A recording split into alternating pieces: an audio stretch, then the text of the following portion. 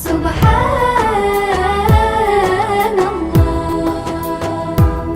Subhanallah.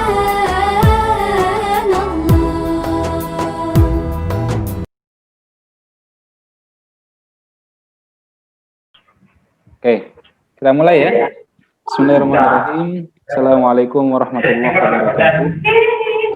Alhamdulillah. Waalaikumsalam. Alhamdulillah wa ala alihi wa sahbihi wa mawala. Subhanaka la ilma lana illa ma 'allamtana innaka antal alimul hakim. Allahumma inna nas'aluka ilman nafi'a wa amalan mutaqabbala wa rizqan wasi'a. Ila hadratin Nabiil Mustafa Muhammadin sallallahu alaihi wasallam wa ala alihi wa ashabihi wa azwajihi wa dzurriyyatihi wa ahli baitihi wa jami'il anbiya wal mursalin wa syuhada wa salihin wal ulama'i wal musannifin wal muallifin wa jami'il malaikatil muqarrabin wa jami'il awliya'i tis'ah alladziina balaguddina fi Indonesia wa ila walidina wa walidikum wa muallimina wa muallimikum wa masyayikhina wa masyayikhikum wa khususan ila muallifi hadzal kitab Al-Imam Al-Ghazali rahimahullahu ta'ala bisirril Fatihah. A'udzu billahi minasyaitonir rajim. Bismillahirrahmanirrahim. Alhamdulillahirabbil alamin. Arrahmanir rahim. Maliki yaumiddin. Iyyaka na'budu wa iyyaka nasta'in. Ihdinas siratal mustaqim. Siratal ladzina an'amta 'alaihim ghairil maghdubi 'alaihim waladdallin. Amin.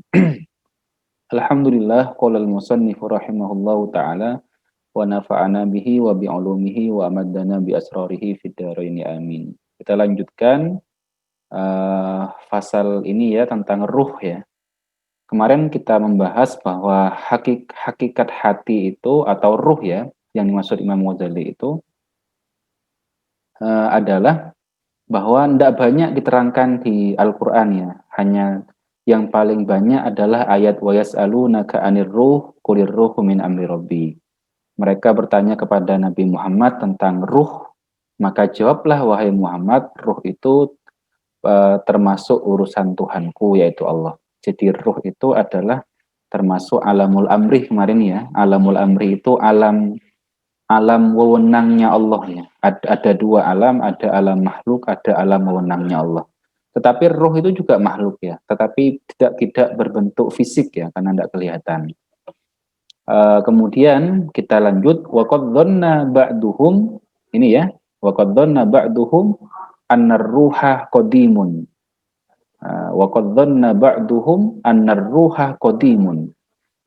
Sebagian ulama, sebagian orang menyangka dhannah ya, dhon ya, menyangka bahwa ruh itu qadim. Berarti kalau qadim itu tidak baru ya. Lawannya qadim itu kan sesuatu yang sudah sejak dulu ada ya. Enggak. Ini salah ya. Faghalatu mereka salah ya, salah. Jadi ruh itu bukan qadim, tapi justru baru. Makhluk dia ya. Wa qala qaumun, sebagian orang juga berkata, innahu aradun, sesungguhnya ruh itu arad. Arad itu adalah sesuatu yang nempel ya, arad itu.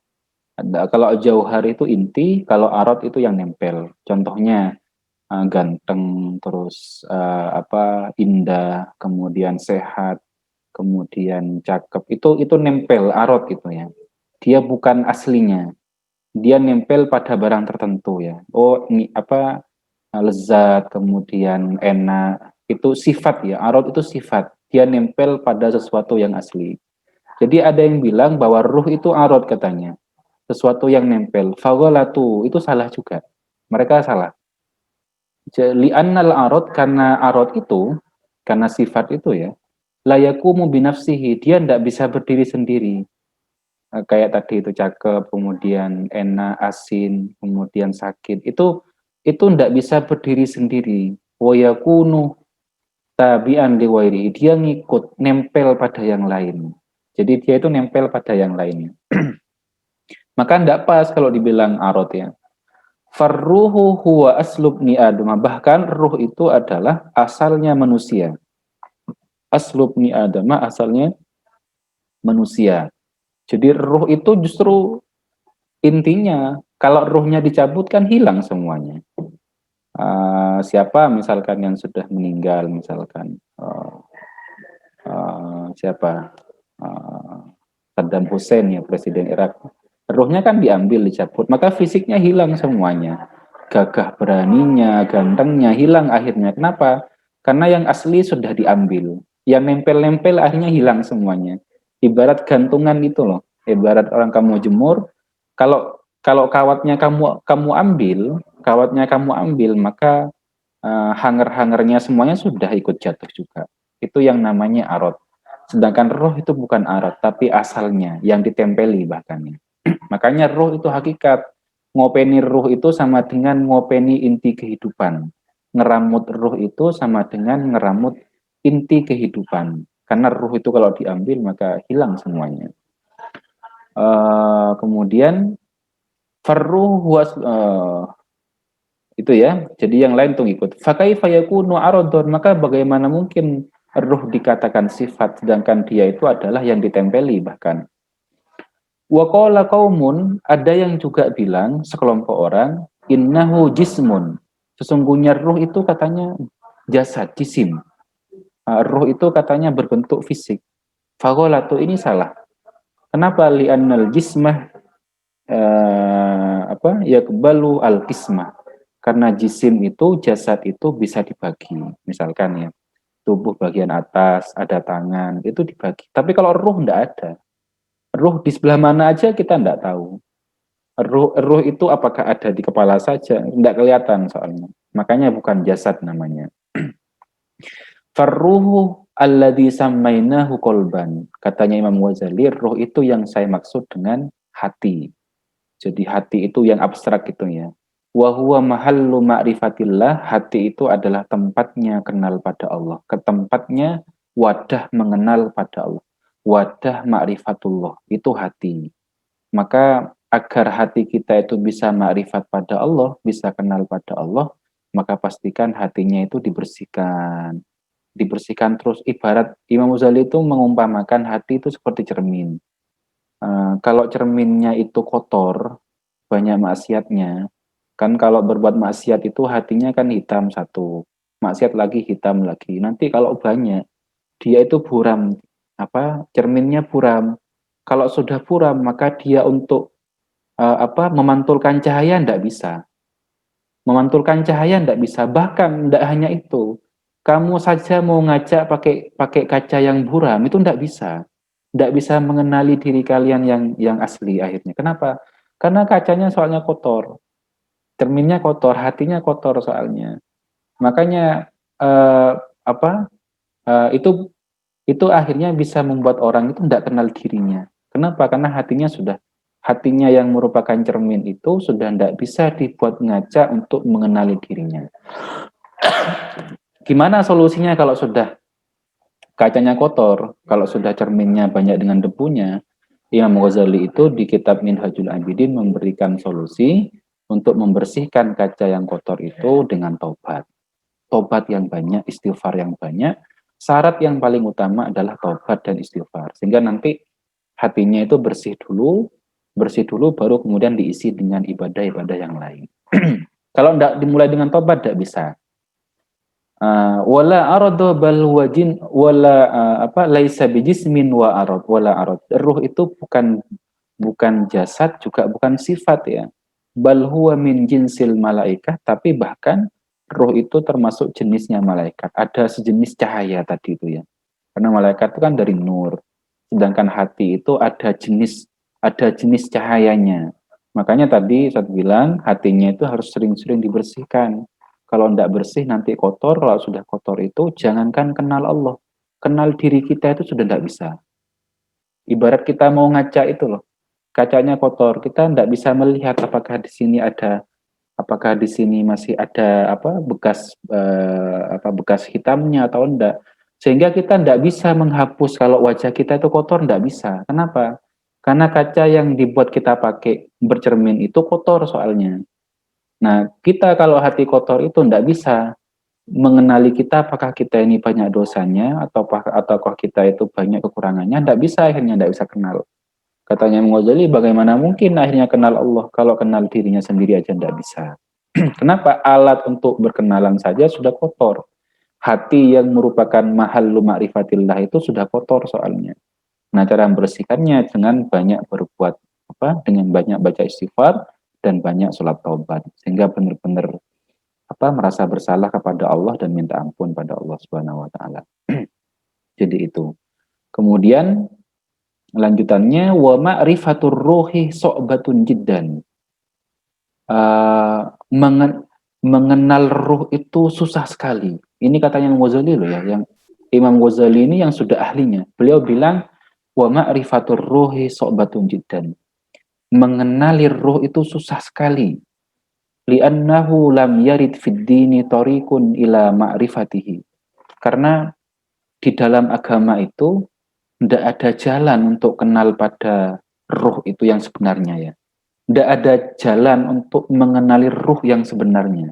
Islam itu tidak ngajari. Kenapa? Karena ayatnya sudah jelas tadi. Wa yas'alunaka 'anir ruh qulir ruhu min amri rabbi. Orang-orang bertanya tentang ruh itu apa? Jawablah bahwa ruh itu urusannya Allah. Tidak ada yang banyak tahu. Makanya kitab-kitab yang bahas ruh dengan detail itu hampir tidak ada. Karena emang sudah ini ya, sudah termasuk alamul amri, alam wewenang ya. Kemudian lanjutannya, bentar.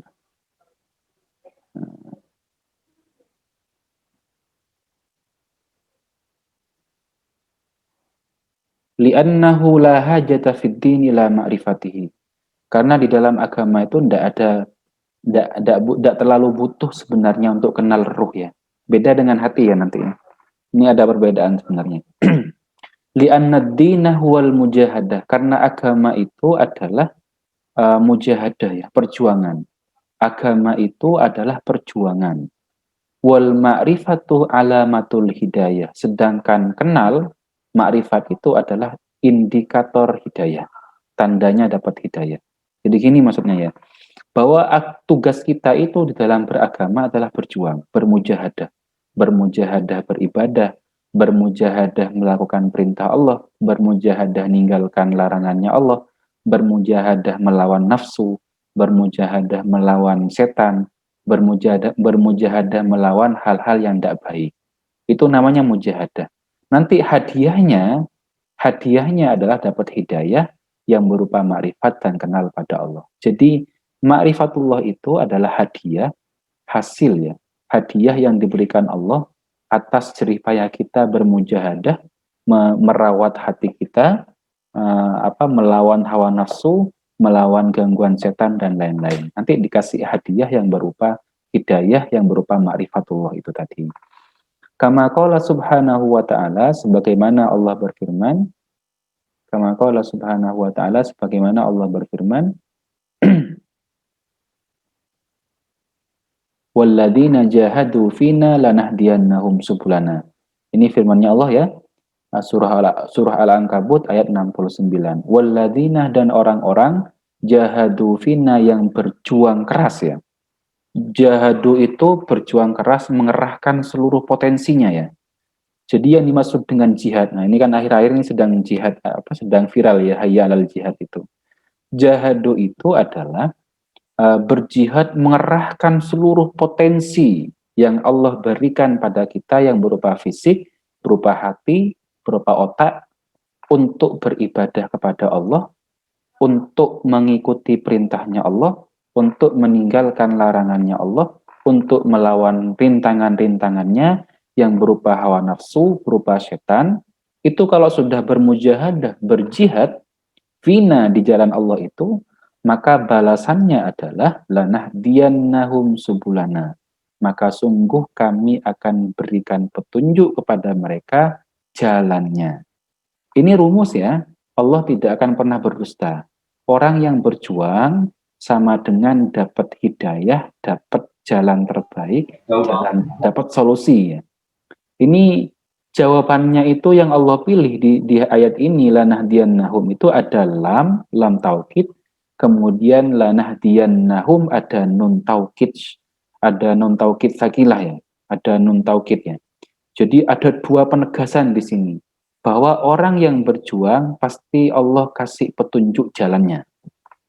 Syaratnya tadi ya, jahadu itu mengerahkan seluruh potensi yang ada di dalam tubuh kita, baik berupa fisik, berupa hati, berupa otak, dikerahkan semuanya, maka pasti Allah kasih petunjuk nanti. Apapun urusannya, kalau sudah bermujahadah, berjihad, berjuang keras, mengeluarkan seluruh potensinya, maka pasti Allah berikan petunjuk jalannya.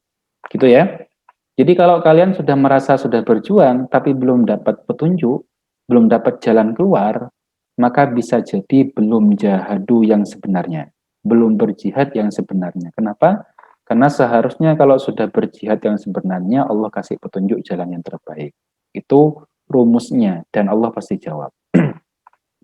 Wa man lam yajtahid, barang siapa yang belum berjuang ya, haqqa ijtihadihi, dengan sepenuhnya, dengan sebenar-benarnya berjuang, lam yajuz ayyatahaddasa ma'ahu fi ma'rifati hakikatur ruh.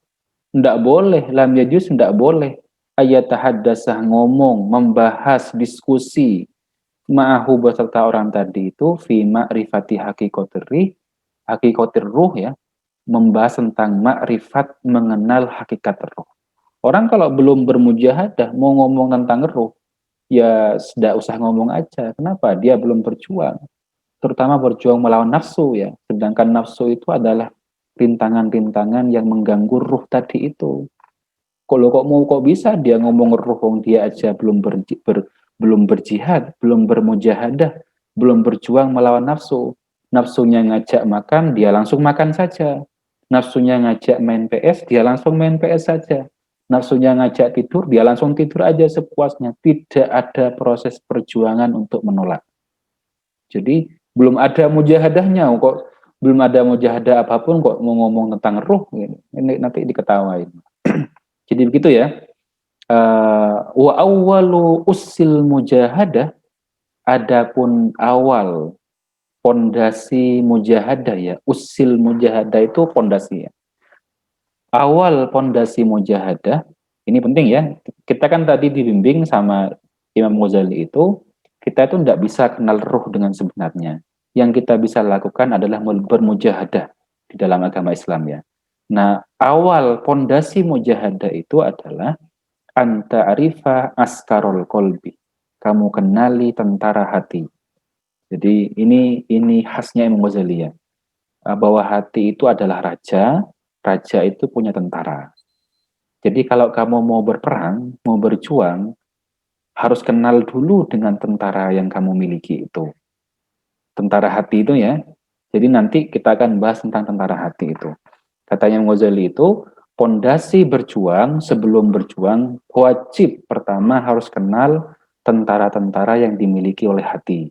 Li'annal insan, karena manusia itu, idza lam ya'rif, jika tidak kenal, jika belum kenal al-askar, tentaranya, lam yasih halahul jihad, tidak sah dia berjihad, berjuang. Loh gimana sama tentaranya aja tidak kenal kok mau berperang? Mati konyol nanti jadinya. Dia mau berperang belum kenal mana prajurit saya, mana tentara-tentara saya, mana tentara perang saya, panglimanya, ndak kenal itu. Terus mau perang, kalah nanti. Jadi yang pertama itu, sebelum bermujahadah, kita itu harus kenal siapa saja tentara kita itu, dan bagaimana cara ngeramut tentara itu, agar nanti satu komando untuk mensukseskan tujuan kita dan memenangkan misi kita itu. Jadi itu nanti yang akan kita bahas di pasal berikutnya ya, tentang asa kirul kolbi, tentang tentara-tentara hati, yang ini memang khas Imam Ghazali ya. Istilah tentara hati itu hanya Imam Ghazali yang punya. Jadi hati itu raja, dan raja itu punya tentaranya, dan pastikan nanti raja itu benar dalam kebaikan, nanti tentaranya kita kondisikan, maka kita akan bisa mencapai apa misi yang kita sedang jalankan itu. Jadi itu mungkin ya yang kita kaji malam ini terkait dengan ruh ya. Ruh kita tidak bisa banyak kenal, yang kita bisa lakukan adalah bermujahadah, berjuang keras, sebelum berjuang, sebelum berjihad ya, berjihad yang sebenarnya ya, melawan hawa nafsu terutama. Kita harus kenali dulu tentara-tentara yang dimiliki oleh hati itu, agar kita bisa mengatur strategi dan bisa memenangkan apa yang kita harapkan tadi itu. Gitu ya. yang kita bisa bahas di malam ini, nanti sisanya kita diskusi mungkin. Silakan, Cak Yudi atau yang lain, biasanya Cak Yudi terus ini biasanya. Assalamualaikum Ustaz. Alhamdulillah, Syifa ya? Iya Ustaz. Ya. Silakan. Saya izin bertanya Ustaz. Ya. Terkait pembahasan tadi, katanya Ustaz kan kalau misalnya kita berjuang itu, bermujahadah itu nanti kita akan mendapat hidayah. Kemudian ketika kita mendapat hidayah itu, kita akan mendapat jalan terbaik dari Allah Ustaz. Ya. Nah Ustaz, kemudian ketika kita berjuang itu, yang saya tangkap itu kan sebagai mahasiswa ini, yang notabene itu kita itu sehari-hari itu kebanyakan mengurus hal duniawi Ustaz, gitu. Kemudian mungkin yang saya tangkap itu berjuangnya saya sebagai seorang mahasiswa itu melawan hawa nafsu gitu Ustaz, ketika saya malas gitu. Terus ketika saya menginginkan sesuatu yang tidak disenangi oleh Allah gitu Ustaz. Dulu Ustaz, ketika kalau di ICM dulu kan ada teman-teman yang mengingatkan gitu Ustaz, supaya tetap berjuang gitu di jalan yang lurus untuk mendapatkan hasil mujahadah yang terbaik gitu Ustaz. Tapi kalau misalnya kondisinya sekarang itu saya rasa lebih berat Ustaz, karena tidak ada ustadz atau teman-teman yang mengingatkan gitu ketika kita melenceng dari apa yang kita perjuangkan gitu, utamanya dalam melawan hawa nafsu gitu Ustaz. Mungkin saya di sini lebih mau minta nasihat dari Ustadz gitu, gimana caranya agar kita tetap kuat gitu Ustaz, walaupun kita nggak ada yang mengingatkan di sini untuk bermujahadah, khususnya melawan hawa nafsu itu Ustaz. Ya. Oke, baik. Itu bisa jadi problem semua orang ya, Syifa ya. Ketika jauh dengan lingkungan, dia jauh dengan ustadz dan guru, dia akan lebih mudah terkontaminasi ya oleh lingkungan yang tidak baik. Itu dulu pernah terjadi di zamannya sahabat ya. Di zaman sahabat saja itu ada sahabat itu yang curhat sama Abu Bakar, kalau tidak salah. Saya lupa namanya. Dia itu curhat, saya ini kok gini ya katanya. Kalau sedang bersama Rasulullah itu iman saya itu luar biasa itu, semangat berbuat baik. Tapi ketika sudah tidak bersama Rasulullah, saya itu sibuk dengan dunia, dengan dengan keluarga dan istri. Dia itu khawatir apakah saya ini termasuk orang munafik ya katanya. Abu Bakar kan tidak bisa jawab, kalau tidak salah, terus dibawa ke Rasulullah. Apa jawaban Rasulullah itu? Tidak apa-apa, wajar ya. Manusia itu mahlan ya, jadi saatan pas saatan katanya, sedikit-sedikit ya, tapi dia harus berproses tetap ya, sedikit-sedikit, bahwa orang kalau sedang di luar lingkungan yang positif, dia kendor misalkannya, itu wajar memang begitu. Semua orang itu merasakan begitu insya Allah. Ini di zaman sahabat bahkan begitu. Yang paling penting adalah nanti kita itu tidak bisa tergantung terus dengan orang lain ya Syifa ya. Misalkan bahwa kita itu butuh sama orang yang mengingatkan terus, itu harus kita latih. Justru mujahadahnya di situ, melatih sedikit demi sedikit, mengenali kalau saya ini kalau sedang sendirian di kamar, ini jadi begini. Itu kenali. Oh, saya harus cari akal ini. Gimana kalau ketika saya sendirian di kamar, saya tidak melenceng dari batasan-batasan syariat misalkan. Itu dilatih, karena sebaik-baiknya musyrif ya. Musyrif itu orang yang mengawasi kan ya. Di Ayyuhal Walad itu ada kalau tidak salah. Sebaik-baiknya musyrif itu adalah diri kita sendiri. Bukan orang lain. Karena orang lain itu tidak bisa mengawasi kita 24 jam. Yang paling bagus itu adalah kita sendiri mengawasi diri kita sendiri. Gimana caranya? Diperbanyak input pengetahuannya Syifa ya. Diperbanyak input yang menambah keimanan, menambah ketakwaan. Itu terus ditingkatkan. Belajar itu ya, entah dengan mendengarkan kajian, entah dengan banyak membaca Al-Quran, banyak membaca kitab-kitab agama, yang sampai kita itu imannya semakin kuat, yang sampai kita itu meskipun dalam kondisi sendirian, yang teringat nanti takut pada Allah. Oh sudah, saya ini khawatir nanti tercatat begini-begini, tercatat kejelekannya begini. Sehingga mampu ngerem kamu dan membimbing kamu dari berbuat yang tidak baik. Itu ya Syifa ya. Jadi diperbanyak pemahaman agamanya biar imannya semakin naik. Kemudian kalau masih belum bisa, maka cari lingkungan yang baik yang banyak. Cari guru. Memang punya guru itu penting Syifa ya. Punya guru yang tempat kamu curhat, tempat membimbing kamu jika kamu lupa itu penting. Sekelas siapa? Al-Fatih saja punya guru yang membimbing dia. Salahuddin Al-Ayyubi punya guru spiritual yang membimbing dia sampai beliau sudah tua masih ada gurunya. Semua orang itu harus punya guru, tidak bisa terlepasnya. Tapi tidak boleh tergantung total dengan guru juga. Kenapa? Karena guru itu tidak bisa mengawasi 24 jam. Harus dilatih ya. Harus dilatih jiwanya, hatinya biar terbiasa melawan rintangan-rintangan itu, mujahadah itu dengan mandiri tanpa bantuan gurunya. Guru itu hanya temporal saja, sewaktu-waktu kamu butuh ke guru, sewaktu-waktu saja. Kalau yang diri kamu itu harus dilatih tiap hari soalnya. Ini yang dimaksud dengan mujahadah Syifa ya. Yang butuh butuh pengenalan, butuh kamu mendalami, butuh mengamati polanya Syifa ya. Ada kata kunci yang perlu kita pahami, pola ya. Nafsu itu punya pola. Kamu amati polanya itu, polanya kamu itu. Saya ini mudah begini kalau sedang apa, dan biasanya sembuhnya dengan apa. Itu pola namanya. Kamu kalau sudah bisa mengamati itu, rumus hidupnya lebih mudah. Orang yang abai dengan pola cara kerja nafsu, cara kerja hati itu ya.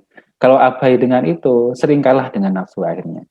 Jadi yang paling penting nanti kamu amati pola pola nafsumu, pola hati kamu, pola hati nuraninya, itu amati nanti kemudian rumuskan panduan yang patennya.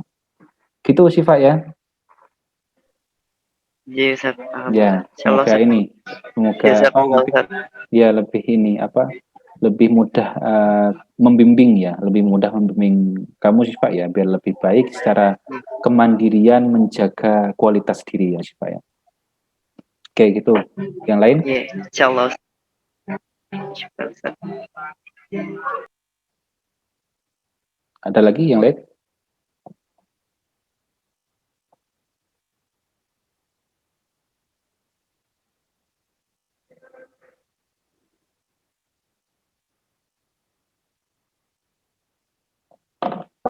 Ayo Fli, Rafli. Ali Mustafa enggak ada ya Cak Yud ya?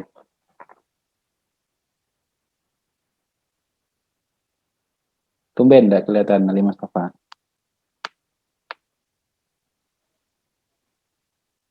Oke, yang lain ada? Kalau Ustadz itu begini ya, Ustadz itu kalau sudah mulai bahasa bahasa Islamnya itu futur ya, sudah mulai agak lemah misalkan. Semua orang itu kan pasti ada di titik itu ya. Namanya iman kan naik turun, yazidu wa yanqus itu. Dalam kondisi turun itu kan butuh cas ya, butuh dicas, butuh diisi ya energinya, energi spiritual itu. Biasanya yang paling banyak mengecas ya energi spiritual kalau sudah mulai lemah ya. Menemui orang-orang soleh tadi itu. Ya kita memang harus punya guru spiritualnya.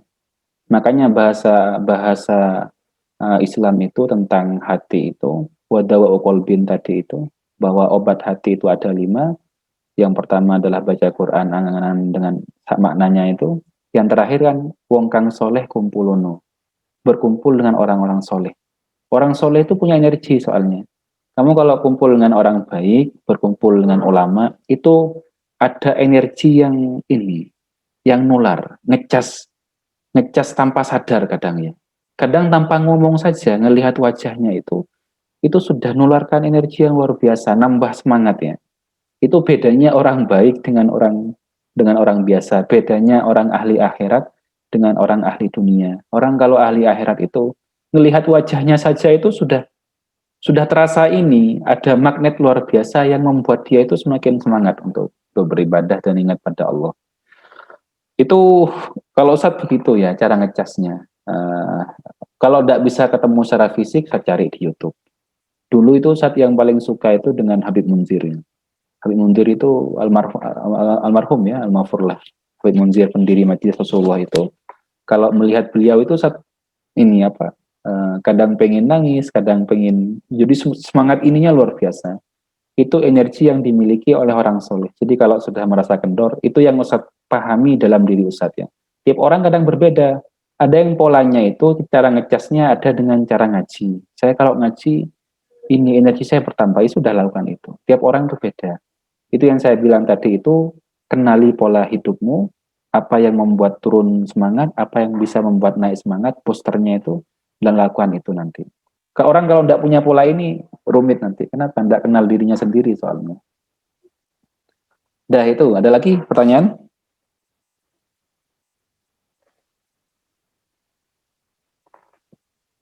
Cayut? Rafli?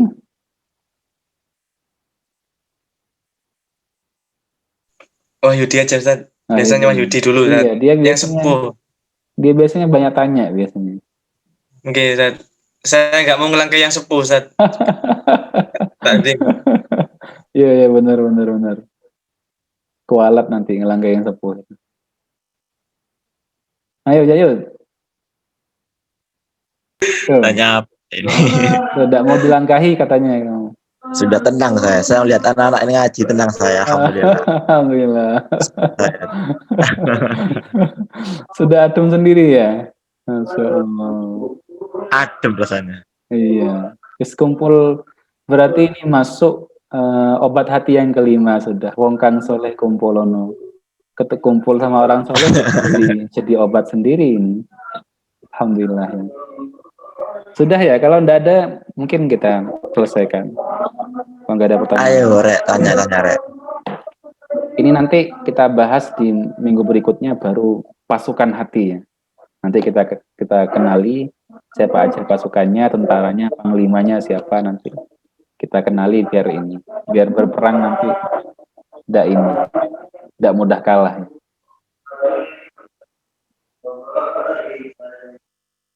Udah cukup ya. Ayo, Rek. Tanya, Rek. Kalau cukup, tidak apa-apa kita tutup dengan doa. Berarti Jangan dulu. Buat adem ngaji. Senang saya. Loh, Yud, apa Wahyudi? Ali Mustafa kemana, Yud? Nggak tahu ya. Mungkin mau Nggak tahu ya? aja. Ya. Ustadz itu pernah dicurhati anak ya. Ada anak yang luar biasa. Anak ICM. Dia itu sedang bermujahadah ya. Mujahadah melawan nafsu dan lain-lain.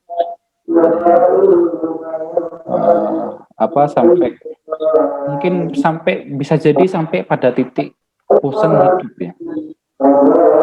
Karena merasa harapan-harapan dan doanya tidak banyak benar Allah bagi dia itu. Sampai segitu. Yud. Sampai matikan Yud. Cak Yud yang ramai ini. Jadi sampai segitunya ya. Alhamdulillah kalau kita itu masih punya keimanan yang luar biasa terhadap Allah itu. Alhamdulillah itu nikmat yang besar ya. Ada di antara saudara kita itu yang sampai pada titik keraguan. Ini saya sebenarnya punya Tuhan enggak ya? Doa-doa saya kok enggak banyak dikabulkan. Bahkan saya serasa bermujahadah sendirian. Itu ada yang seperti itu. Kita itu kalau masih berada di titik bahwa doa kita itu banyak dikabulkan, itu nikmat luar biasa. Karena yang saya sampaikan itu, di antara nikmat terbesar itu adalah imannya. Iman dan yakin pada Allah itu. Sampai Syekh Shalih Al-Utsaimin itu bilang begini, kullu ma yukbadu minka lahu iwad. Segala sesuatu yang dicabut dari hidup kita itu pasti ada gantinya. Katanya Syekh Shalih Al-Muwamisi ya, Imam Masjid Kuba, sampai sekarang masih ada. Dulu saat ketika ke Mekah itu, nyari beliau tidak ketemu di Masjid Kuba. Kamu kalau bisa nanti kalau diberikan kesempatan ke Mekah ya, kemudian biasanya kan ke Masjid Kuba itu, di Madinah itu. Cari beliau, namanya Syekh Sholih Al-Muwamisi. Beliau imam besar di situ. Kalau ceramah-ceramahnya itu suka bikin nangis. Ya. Karena beliau ngajinya ngaji hati. Di YouTube tuh banyak Syekh Sholih Al-Muwamisi. Beliau bilang begitu. Kullu ma yuqbadu minkah lahu iwad. Apapun yang dicabut dari hidupmu itu pasti ada gantinya katanya. Apa saja nikmat sehat dicabut sama Allah. Yakin pasti ada gantinya. Punya teman baik diambil sama Allah misalkan ya. Yakin pasti ada gantinya. Punya teman cewek Yayut misalkan ya. Suka sama perempuan misalkan ditolak misalkan ya. Itu kan sama dengan dicabut ya sama Allah. Itu kamu harus yakin bahwa lahu iwad, pasti ada gantinya yang lebih baik. Allah itu punya stok yang lebih baik, banyak, yakin. Tetapi ada satu katanya beliau yang kalau dicabut itu tidak pernah ada gantinya. Illa wal iyadu minkah ayyukubada minkah dinuk. Kalau satu ini yang dicabut sama Allah, maka tidak pernah ada gantinya yang lebih baik. Apa itu? Agama dan iman. Kalau agama dan iman ini dicabut, na'udzubillah ya, tidak pernah ada gantinya yang lebih baik lagi. Makanya nikmat ini harus dijaga. Rasulullah mengajarkan kita berdoa, Allahumma ya muqallibal qulub, tsabbit qalbi ala dinik, ya musarrifal qulub, sarrif qalbi ala taatik. Kenapa? Karena hati itu bolak-balik. Kadang pengen ke timur, kadang ke barat, kadang tidak bisa dikontrol ya. Dulu di Malang sampai ada seorang ustadz ya, seorang ustadz ahli agama, penceramah, dia matinya dalam keadaan murtad ya, naudzubillah. Dan itu tidak banyak orang tahu. Baru ketahuan itu ketika mati dan minta dimasukkan ke peti. Padahal beliau terkenal sebagai ahli penceramah. Penceramah suami istri, tapi ternyata menyembunyikan kemurtadannya ya. Dia jadikan dakwah sebagai media untuk mengumpulkan uang saja, tapi keyakinannya sudah berubah jadi Nasrani. Naudzubillah. Itu yang dimaksud dengan hati itu min alamil amri ya. Alam wewenangnya Allah. Kadang kita itu tidak tahu hati itu kemana. Maka sering-sering minta pada Allah biar hatinya dijaga. Yang kedua bermujahadah untuk sering-sering bersihkan hati tadi itu ya, biar tidak kotor. Kalau sudah bersih, insya Allah kemungkinan selamatnya lebih besar. Karena nanti di akhirat itu yang selamat hanya hati yang bersih. Illa man atallaha biqalbin salim ya.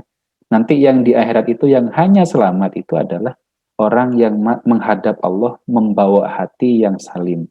Selamat, bersih, suci, tidak ada kotorannya.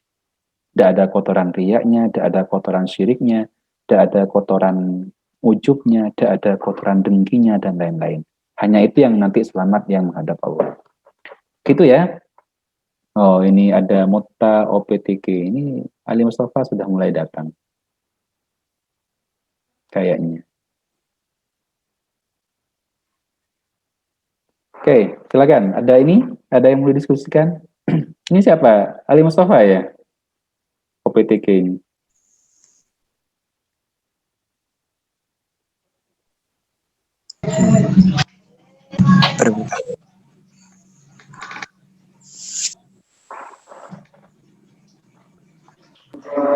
Itu Ali ada. Mota. Mota PTI.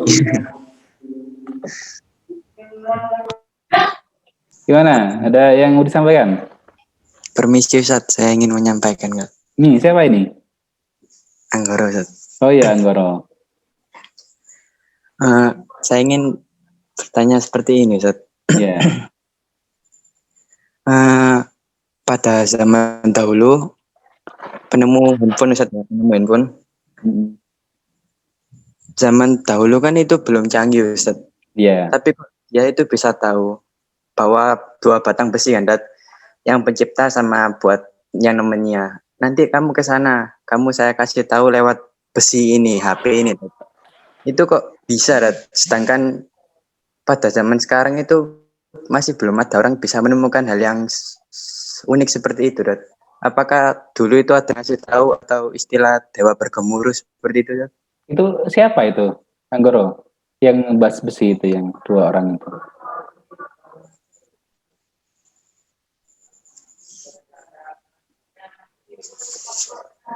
Itu apa ceritanya siapa?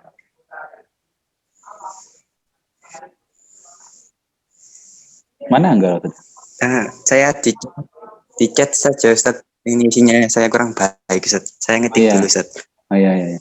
Tapi lumayan kedengar kok suaranya. Lumayan ini. Jadi seperti ini Ustaz. Ya, Dulu penemu handphone kan, dia bisa menemukan handphone kan, dia di sini ada temannya di sana. Terus dia kan bilang seperti ini Ustaz. Saya kabari lewat besi ini. Itu kok bisa Rat? Padahal kan zaman dulu itu belum canggih Rat. Apa ada kayak istilah dewa bergemuruh Rat? Dewa Sedangkan bergemuruh. kita pada zaman sekarang atau kita pada zaman sekarang itu belum ada yang menemukan kayak handphone atau hal yang lain-lain. Padahal kan kita sekarang udah masa canggih Ustaz. Itu kan kalau menurut saya dulu nggak logis Ustaz. Kok bisa besi tapi dia bisa connect, itu kan mustahil Ustaz. Iya, itu sejarahnya penemuan HP ya, Anggoro ya.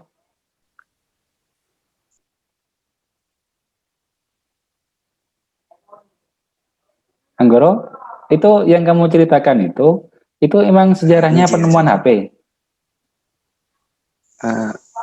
Saya baca sih itu kan Oh iya. dulu sang pembuat HP kan prosesnya seperti itu Ustaz. Sedangkan Gitu. saya pikir lagi dari besi dua, kok bisa itu terhubung satu sama lain padahal jarak yang jauh. Padahal zaman dulu kan belum canggih Ustaz. Iya. Itu ada istilah dewa bergemuruh. Itu menurut orang Yunani ya Ustaz. Iya, Ustadz enggak tahu ya. Yang pertama ceritanya Ustadz baru dengar. Yang kedua, apakah itu memang benar cerita asal usul ya, asal muasal penemuan HP berangkat dari situ. Nah, Ustadz tidak tahu ya. Yang ketiga, detail ceritanya juga tidak tahu. Detail ceritanya itu khawatir ada yang terpotong di cerita kamu itu.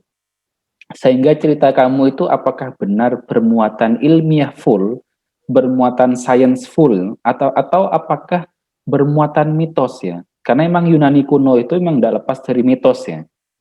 Yunani kuno itu memang sama dengan Timur ya. Barat kuno di zaman Yunani itu memang banyak mitos-mitos juga ya. Makanya daerah tadi kalau nanya ada dewa bergemuruh itu. Ya di antara mitos Yunani kan itu ada dewa-dewa itu. Cuman begini, siapa Anggoro yang perlu kita ketahui itu bahwa satu ya, Ustadz tidak bahas mitos ya. Mitos itu sudah di luar pikiran kita soalnya. Yang kita bahas biasanya sains ya. Sains itu bisa dilogikakan pastinya. Karena Ustadz tidak tahu cerita tadi dua besi bisa jadi saling mengenal, saling mendengar suara akhirnya. Saya tidak tahu detail ceritanya. Yang jelas, sains itu pasti bisa diilmiahkan ya. Sains itu bahkan menolak mitos bahkan. Sains itu bermusuhan dengan mitos ya. Kenapa? Karena antara dunia empiris dengan dunia ini, dunia supra ya, supranatural itu tidak pernah ketemu. Orang Barat itu menemukan penemuan-penemuan itu dengan yang pertama dengan sains. Hampir tidak ketemu itu penemuan-penemuan itu dibangun di atas mitos, tidak ada. Pasti dimulai dengan penemuan-penemuan sains tadi itu. Ada logika-logika ilmiah yang dibangun ya. Nah itu sebenarnya jawaban Allah terhadap yang di ayat tadi itu loh. Walladzina jahadu fina lanahdiyannahum subulana. Orang yang serius ya. Jahadu itu begini. Seluruh komponen yang kamu miliki, mulai dari otak, hati, jasad, itu dikerahkan semuanya sampai ketemu sebuah ilmu, Allah kasih tahu nanti petunjuknya. Kenapa teknologi canggih ditemukan oleh orang Barat kebanyakan? Kenapa banyak orang Barat yang menemukan? Ustadz menduga kuat adalah ini jawaban Allah dengan ayat ini. Walladzina jahadu, siapapun orang yang serius berjihad, mengoptimalkan seluruh potensinya untuk menemukan satu kasus, lanahdiyannahum subulana, maka Allah kasih jalan keluar. Pasti kasih jawaban. Orang Barat itu totalitas soalnya kalau neliti. Ustadz pernah lihat orang Barat itu neliti ini loh, burung yang mau melahirkan itu. penelitiannya berhari-hari di syuting, dengan jarak dekat dia ngambil angle-nya dengan yang cukup bagus. Itu totalitas dalam penelitian mereka dapat biasanya. Ayat ini umum, tidak hanya untuk orang muslim. Siapapun manusianya yang bermujahadah untuk sesuatu hal, dia berjuang keras, maka pasti akan dikasih jalan keluar. Itu kan sesuai dengan kaidah yang gontor itu. Manjadah wajadah. Siapa yang bersungguh-sungguh, pasti dia dapat. Mau agamanya apapun, mau Islam, mau Kristen, mau ateis, dia kalau berjuang keras, dia pasti dikasih jalan sama Allah.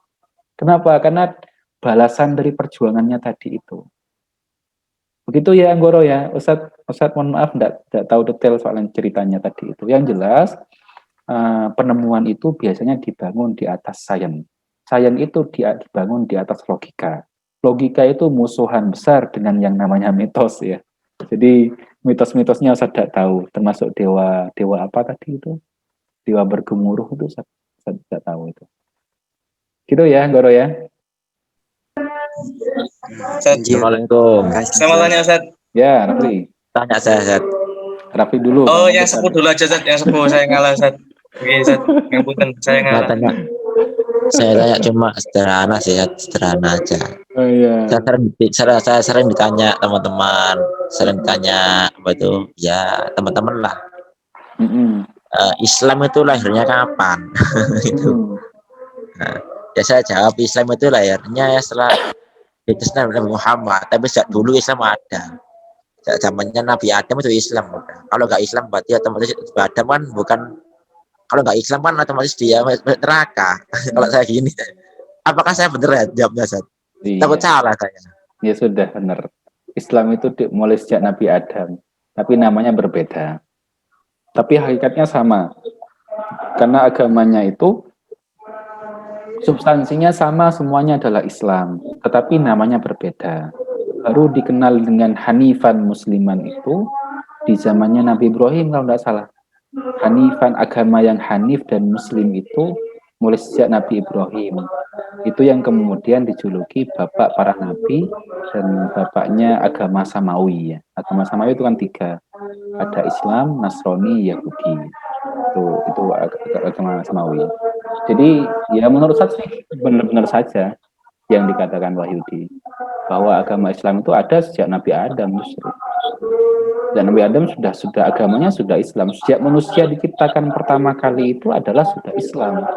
Kenapa? Seluruh manusia yang terlahir di bumi itu dia mengalami ikatan perjanjian bahwa dia itu agamanya adalah agama suci, agama Islam.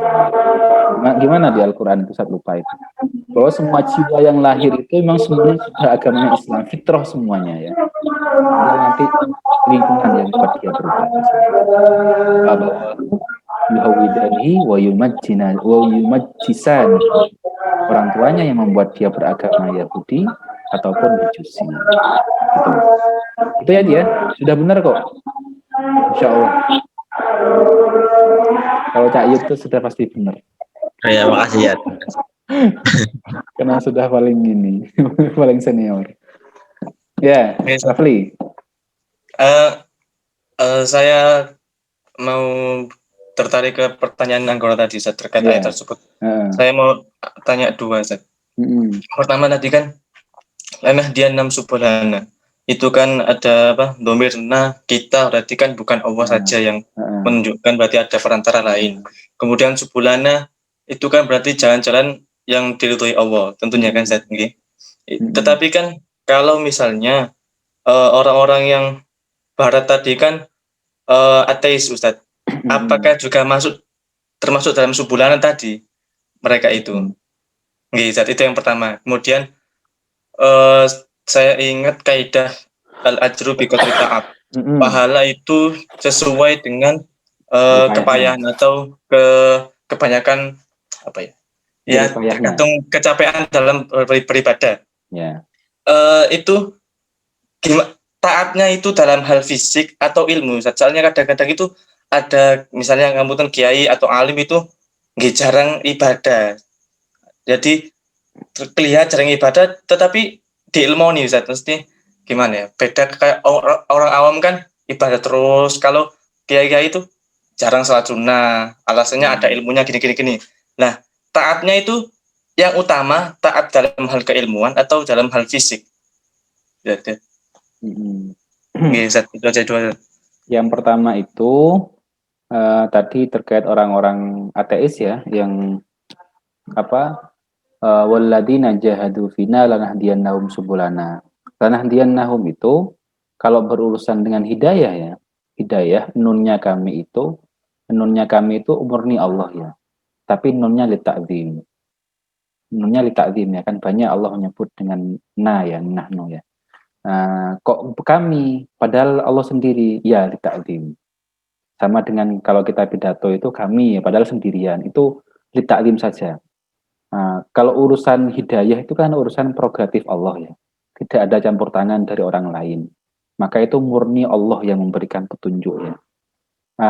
Ini dalam konteks subulana ini, kalau dibawa ke makna umum, maka apapun yang dia perjuangkan, jangankan orang ateis ya, orang yang berbuat buruk, yang serius dengan keburukannya, dia nemu jalan pasti. Kan begitu. Orang yang mau berbuat buruk, begal-begal, koruptor-koruptor itu, dia telaten banget ya, sabar banget. Dia mujahadah dengan perjuangannya ya. Dia dapat jalan, iya. Di ICM itu pernah ada kasus ya. Ada kasus orang luar itu, ya mungkin ada yang tahu dia. Nah, itu ada salah satu ustadz yang tertipu dengan jumlah uang besar, ratusan juta. Itu subulana ya, subulana petik ya. Dia sabar nunggu berbulan-bulan sampai setahun mungkin untuk menipu orang korbannya itu ya. Tapi akhirnya kena juga. Ini maksudnya orang yang bermujahadah. Orang yang bermujahadah di dalam bidang apapun pasti ketemu jalan keluar. Orang yang jahat bermujahadah dengan kejahatannya pasti nemu jalan keluar dengan kejahatannya. Pasti sukses gitu loh. Pasti sukses dengan kejahatannya. Siapapun yang bermujahadah, yang serius, totalitas ya, itu paketannya mujahadah ya. Paketannya mujahadah itu isinya serius, totalitas, sepantang mau nyerah itu. Itu isinya paketannya mujahadah. Maka pasti lanahdiyannahum subulana. Lanahdiyannahum subulana itu pasti sukses gitu. Pasti dia berhasil gitu. Bahasa sederhananya manjadah wajar itu. Siapapun orangnya itu, apapun. Maka kalau mau berbuat baik apalagi orang yang berbuat buruk saja butuh mujahadah biar sukses. Orang yang mau nyari harta yang haram saja, biar dia sukses dapat barang yang haram, dia harus bermujahadah. Loh, harus taruhan nyawa. Begal tuh taruhan nyawa biar sukses itu, biar dapat begalnya itu. Dia harus taruhannya, apalagi orang berbuat baik. Dia harus lebih bermujahadah lagi. Gitu ya. Itu yang pertama. Terus yang kedua, terkait dengan tadi kedua apa berarti? Kaidah al-ajru bil biqadri ta'at. Kenapa? Itu taatnya itu yang diutamakan fisik dalam hal perbanyak ibadah atau gimana? Gini ya, satu ya. Kaidah al-ajru biqadri ta'at itu kan begini artinya. Balasan itu, upah itu sesuai dengan jerih payahnya. Semakin dia capek, semakin besar bayarannya, seharusnya kan gitu ya. Ya tidak sama lah orang yang kerja orang yang kerja 1 jam dengan orang yang kerja seharian. Ya tidak boleh minta sama, upahnya beda. Itu maksudnya al-ajru biqadri ta'at. Tetapi kaidah ini tidak seluruhnya benar. Ada yang kerjanya sebentar, bayarannya ngalahkan yang kerjanya lama. Yo, direktur itu hanya duduk di meja tanda tangan, 1 tok tanda tangan itu ngalahin bayarannya orang yang nyangkul seharian tuh. Yang nyangkul tuh sampai punggungnya sakit semua. Itu kenapa? Karena berbasis ilmu. Ya, karena berbasis ilmu. Yang mahal itu ilmunya, bukan fisiknya, bukan ototnya. Makanya ilmu itu lebih didahulukan ketimbang amal. Al ilmu qoblal amal. banyak orang yang kalau sudah tahu ilmunya itu, amal kita itu kayak duniawi, tapi akhirat justru. Amal kita itu zahirnya kayak dunia, tapi ternyata akhirat dia bernilai pahala. Kenapa? Tahu ilmunya. Lo tidurnya orang alim itu tidak sembarangan dia. Dia dilandasi dengan hati yang ikhlas. Saya tidur ini karena nanti biar bangun tengah malam. Biar nanti sudah tidurnya jadi berpahala. Dia ilmunya sudah, pondasi ilmunya kuat, sehingga seluruh amalnya yang terlihat duniawi itu justru bernilai akhirat justru. Mata kita saja yang melihat itu duniawi. Padahal itu akhirat sebenarnya. Kenapa? Karena amalnya dibangun di atas ilmu dan di atas kualitas hati yang bagus. Jadi, apakah amal itu dari fisik atau dari ilmu? Ya ilmu dulu. Ilmu dulu. Makanya ibadahnya orang yang ahli ibadah, 1000 orang ahli ibadah itu, dengan ibadahnya 1 orang yang ahli ilmu itu jauh lebih baik ibadahnya 1 orang yang ilmu ini. Kenapa? Karena berlandaskan ilmu. Kalau sudah berlandaskan ilmu itu, biasanya lebih kuat ininya, kualitasnya lebih kuat. Itu, Rafli. Cukup, Rafli. Oke, Ustaz, maksudun. Ya, oke, sama-sama. Ada lagi? Ali Itu Ustaz, guyu. Ali Ustaz, Ali itu. Ali guyu kenapa dia? Kalau Ustaz Jazuli, Luli. Ya Allah. Saya terlambat, Chat. Iya, dari mana? Dari Pacet ini tadi. Oh, dari Pacet. Di survei lokasi. Masya Allah. Masya Allah. Mau tablik akbar Ustaz, survei lokasi. Mau tablik akbar dia udah. Oh, tablik akbar. Subhanallah. Hati-hati, jangan ini ya, jangan mampir-mampir kalau Pacet itu. Malam-malam dingin juga. Sudah. Itu. Saya mau tanya, Ustaz. Ya, apa lagi? Habis ini kan ada pilkada, Ustaz ya. Itu cara menyikapinya itu gimana, Ustaz? Maksudnya dari siapanya? Dari kita sendiri sebagai pemilih, dari masyarakat. Bentar. Dalam konteks apa, Ali? Menyikapinya itu? Mencari pemimpin yang baik. Oh, maksudnya itu dilihat dari siapanya. Ya, saya kemarin itu sudah kalau Sidoarjo sendiri kemarin itu sudah ada debat. Ya. Nah itu ada salah satu calon itu kan ada dari putra dari Gus Ali itu juga mencalonkan. Kamu ada kampanye ini kan? Enggak, terus dari calon yang lain juga itu tim sesnya itu bahaya tim sesnya itu. Ya, ada juga yang dari dalam politik. Nah, itu enggak. Itu cara menyikapinya tuh gimana, Ustaz? Ya, apakah kita boleh golput atau gimana? Ustaz tidak termasuk yang rekomendasi golput ya. Manfaatkan suara itu sebaik-baiknya untuk memilih ya. Pilih yang terbaik secara tiap orang itu beda kadang ya. Cuman panduannya begini kalau menurut Ustaz ya. Panduannya begini. Satu kriterianya adalah orang yang kuat di dalam pemerintahannya. Bukan kuat agamanya ya. Kuat dalam pemerintahan dulu. Dia itu punya kompeten ya. Punya kompeten di pemerintahan. Bukan orang yang lugu ya. Dulu itu sekelas Abu Dzar Al-Ghifari di zaman Rasulullah itu dilarang jadi pemimpin. Abu Dzar Al-Ghifari itu jangan tanya kesolehannya itu. Sangat soleh banget iya. Tapi sama Rasulullah itu tidak boleh jadi pemimpin. Bahkan kalaupun ada dua orang katanya Rasulullah, kamu jangan jadi pemimpinnya. Kan di dalam Islam itu kan kalau safar ya, bepergian, rombongan itu kan dianjurkan menunjuk satu pimpinan, amir. Siapa yang kamu yang mimpin kita ya gitu. Ini Abu Dzar Al-Ghifari meskipun cuma 2 orang katanya. kamu jangan jadi pemimpin pokoknya. Kamu pokoknya jadi ini aja, jadi makmum saja pokoknya. Hanya dua. Kenapa?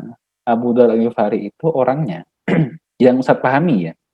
Abu Dzar Al-Ghifari itu yang saya dalami, ternyata orangnya belak-belakan. Kalau beliau tidak suka ngomong saja itu.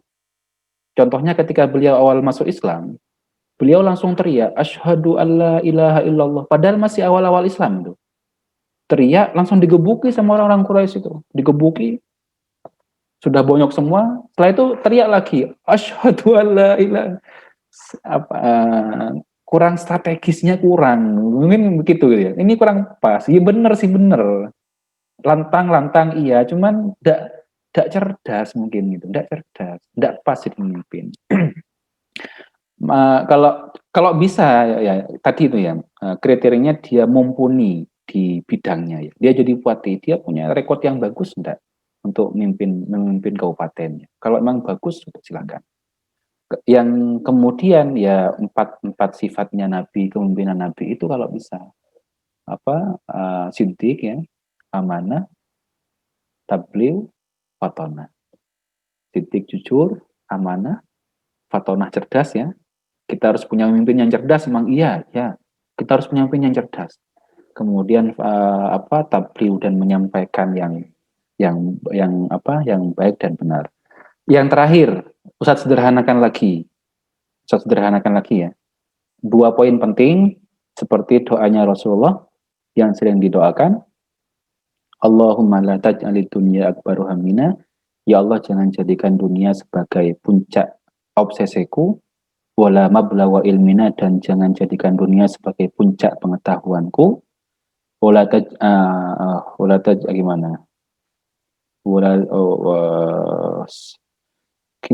taj'alid dunya akbar hamina wala mablagha ilmina wala ilan nari masirna wala tusallit alaina, dan jangan pasrahkan saya kepada pemimpin alladzi la yakhafuka wala yarhamuna, yang tidak takut kepadamu dan tidak sayang kepada kami. Ada 2 poin ya. 1, takut pada Allah. 2, sayang pada rakyat. Kalau 2 poin ini dimiliki oleh calon itu, berangkat. Sudah berangkat itu. Takut pada Allah, sayang pada rakyat, sudah. Itu satu paket yang kalau dimiliki itu, maka rakyatnya akan sejahtera. Ustaz dulu terlepas yang Ustaz lihat secara dohir ya, di antara yang bagus itu 2-nya ini, takut pada Allah dan sayang sama rakyatnya itu, dulu Bu Risma itu. Sekarang enggak tahu. Dulu itu Ustaz melihat banget 2 poin itu. Poin takut pada Allah dan sayang pada rakyatnya. Ya, terlihat banget ya bagaimana nutup Doli itu sampai nangis-nangis menceritakan tentang penutupan Doli karena lebih takut pada Allah ketimbang takut pada ancaman preman dan lain-lain. Yang kedua, sayang pada rakyatnya, bagaimana mobil beliau itu yang saya tahu dipenuhi dengan banyak sembako, banyak ini, sebanyak menampung anak-anak yang terlantar itu. Itu ya Ali ya. Gitu ya. 2 poin penting terakhir yang tadi. Terima kasih. Ya. Siapapun ya, terserah mau milih siapapun, terserah. Yang penting ada poin-poin tadi itu ya. Pilih siapa li? Jangan sebut merek, kita tanya di chat Zoom ya. Apa? Ada chat Tanya di oh, chat iya. Zoom.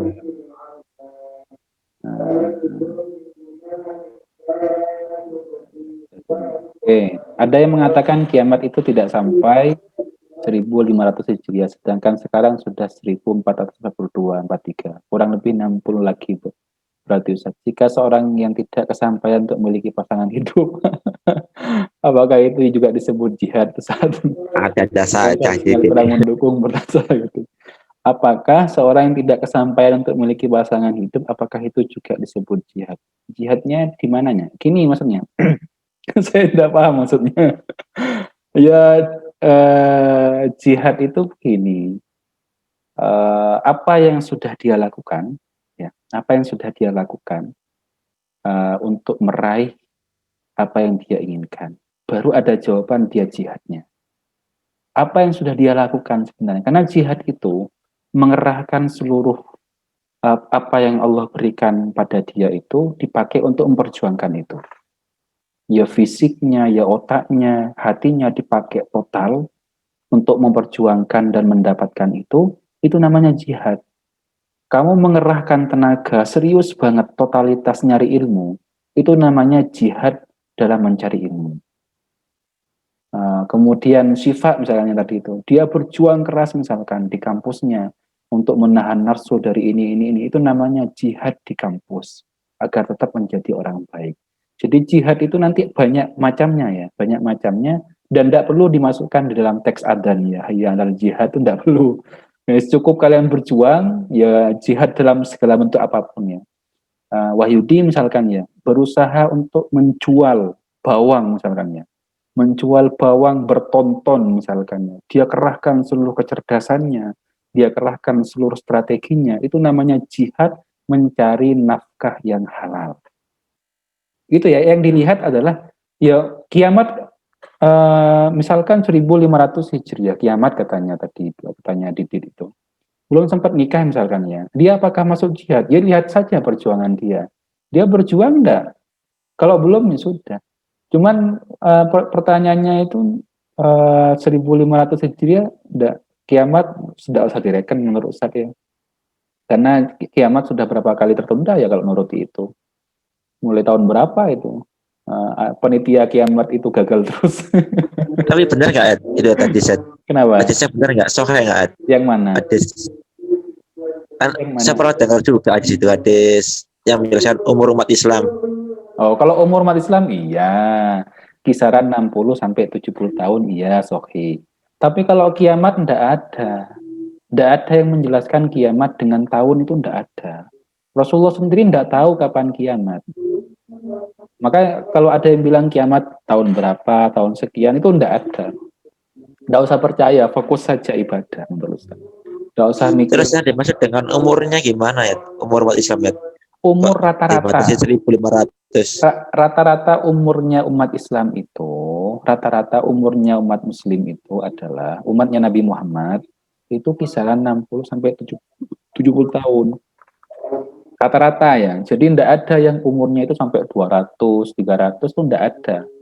Usianya umat Rasulullah itu kisaran 60 sampai 70 tahun. Itu namanya rata-rata. Tidak berarti kita itu harus paten di tahun itu. Namanya rata-rata ya. Mayoritas umatnya Islam itu rata-rata meninggalnya di usia segitu. Ya pasti ada yang umur 10 tahun sudah meninggal ada. 20 tahun meninggal ada. 90 tahun meninggal ada. Yang menanyakan itu loh. Yang mana? Tahunnya itu loh, tadi lo Didit. Umurnya umat Islam itu sampai 1500 Hijriah. Tidak ada, Wahyudi. Sekarang 1400. Hadis itu tidak ada. Hadis yang menjelaskan bahwa umat Islam itu sampai tahun 1500 Hijriah tidak ada. Yang sampai nyebut tahun itu tidak ada. Kenapa? Rasulullah sendiri tidak tahu kiamat itu kapan. Yang disebutkan Didit itu tidak tahu dari mana. Yang jelas kalau secara riwayat itu. Oh Didit, ajak ngawur Didit. Wah. Kalau secara riwayat itu tidak ada yang menyebutkan kiamat itu kapan, itu tidak ada. Rasulullah itu tidak ngerti bahkan kapan kiamat. Rasulullah hanya ngerti tanda-tandanya kiamat. Yang selain itu tidak ada. Makanya saya tadi bilang tidak usah terlalu serius kalau ada yang bilang kiamat tahun sekian. Tidak usah terlalu percaya. Kenapa? Karena terbukti kiamat sudah gagal berapa kali kalau nuruti itu. Ada yang bilang tahun berapa kemarin itu gagal. Ada yang bilang berapa gagal lagi. Gitu ya. Didit ya, gitu Didit ya.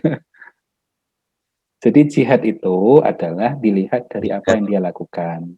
Apa yang sudah dia lakukan itu namanya jihad nanti. Udah, Sayud. Jangan aneh-aneh kamu. Diditin anak-anak Didit ini. Kenapa? Sudah ya, cukup ya? YouTube Ustaz kurang sodakonya Ustaz kalau jual berambang. Kenapa? YouTube kurang sodakonya Ustaz kalau jualan. Oh iya. Sayud, kamu itu kurang sodakohnya katanya Ali itu. Jadi kapan-kapan Ali ngopi. Ayo ngopi. Sayud ya, kapan-kapan komunitas ngaji Kimia Saadah ini kamu ajak banjaan di rumahnya Ustaz Mutrofin, kamu yang nanggung semuanya, beli ayamnya, beli nasi. Siap Ustaz. Nggak mau Ustaz. Bohong Ustaz. Apa? Saya pernah ngechat mau minta traktiran nggak dijawab Ustaz. Nggak dijawab. Saya dulu pernah ngechat minta traktiran nggak dijawab, cuma delete Ustaz. Bohong Ustaz itu. Omong kosong, orang sepuh itu. Gimana itu Cak Yud itu? Harus kamu turuti itu. Kapan Cak Yud? Banjaan Brambang ini. Wes Ustadz yang bantu ngipasin sudah nanti kalau masak-masak. Tapi kamu yang modal banjaannya. Karena kamu katanya Ali kurang sedekah soalnya. Modal doa aja.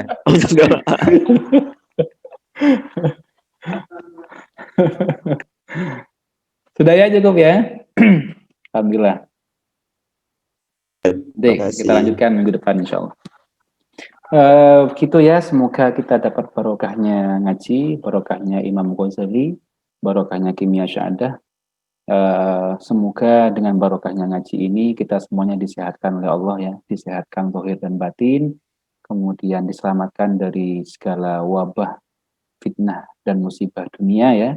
Semoga dengan barokahnya ngaji kita dijadikan orang sukses, panjang umur ya, bahagia, dimudahkan cita-cita kita semuanya, dan semoga dengan barokahnya ngaji pahalanya juga ngalir untuk kedua orang tua kita yang sudah meninggal, semoga dosanya diampuni, kuburannya dilapangkan, dijadikan ahli surga, dan yang masih hidup semoga umurnya dipanjangkan, diberikan kesehatan, dimudahkan rezekinya, dan dibahagiakan bersama kita di dunia dan di akhirat.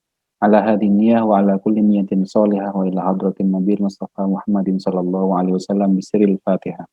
A'udzu billahi minasyaitonir rajim. Bismillahirrahmanirrahim. Alhamdulillahirabbil alamin. Ar-Rahmanir-Rahim. Maliki yaumiddin. Iyyaka na'budu wa iyyaka nasta'in. Ihdinas siratal mustaqim. Siratal ladzina an'amta 'alaihim ghairil maghdubi 'alaihim waladdallin. Amin. Bismillahirrahmanirrahim. Alhamdulillahirabbil alamin. Hamdan yuwafi ni'amahu wa yukafi mazidah. Ya Rabbana lakal hamdu kama yanbaghi li jalali wajhika wa 'azimi sultanik. Allahumma shalli ala sayyidina Muhammadin tibbil qulub wa dawaiha wa afiyatil abdan wa shifaiha wa nuril absar wa diyaiha wa quwwatil arwah wa widaiha wa ala alihi wa sahbihi wa sallim. Rabbana ighfir lana wa liwalidina warhamhum kama rabbawna shighara. Allahumma inna nas'aluka al-afwa wal afiyata fid dini wad dunya wal akhirah. Allahumma arzuqna ilman nafi'a wa 'allimna ma yanfa'una warzuqna ilman yanfa'una fid dini wad dunya wal akhirah. Allahumma anfa'na bima 'allamtana wa 'allimna ma yanfa'una warzuqna ilman yanfa'una fid dini wad dunya wal akhirah. Allahumma ij'alna wa talamidana min ahli al-'ilmi wal khair wa la taj'alna wa iyyahum min ahli asy-syarri wad dhair. Allahumma ij'alna wa iyyahum min ahli as-shalah, min ahli az-zakah, min ahli as-sadaqah, min ahli la ilaha illallah Muhammadur Rasulullah sallallahu alaihi wasallam. Ya muqallibal qulub tsabbit qulubana ala ta'atik, ya musarrifal qulub sarrif qulubana ala ta'atik. Rabbana hab lana min azwajina wa dhurriyyatina qurrata a'yun waj'al lana lil muttaqina imama. Rabbana atina fid dunya hasanah wa fil akhirati hasanah wa qina adzabannar. Subhana rabbika rabbil izzati amma yasifun wa salamun alal mursalin. Walhamdulillahi rabbil alamin. Rabbana taqabbal du'ana bisiril Fatihah. A'udzu billahi minasyaitonir rajim. Bismillahirrahmanirrahim. Alhamdulillahirabbil alamin. Rahmanir-Rahim. Maliki yaumiddin. Iyyaka na'budu wa iyyaka nasta'in. Ihdinas siratal mustaqim. Siratal ladzina an'amta 'alaihim ghairil maghdubi 'alaihim waladdallin. Amin. Terima kasih ya semuanya. Kita tutup. Wassalamualaikum warahmatullahi wabarakatuh. Waalaikumsalam warahmatullahi wabarakatuh. Ya, Terima kasih subhanallah, Ustaz. hamdika, asyhadu an la ilaha illa anta, astaghfiruka wa atubu ilaik. Jangan lupa Cak Yud ya, banjaan ya. Siap-siap. Ya, silakan. Makasih Ustaz. Assalamualaikum. Selamat. Terima kasih banyak Ustaz. Ya, Terima kasih banyak Ustaz. oke.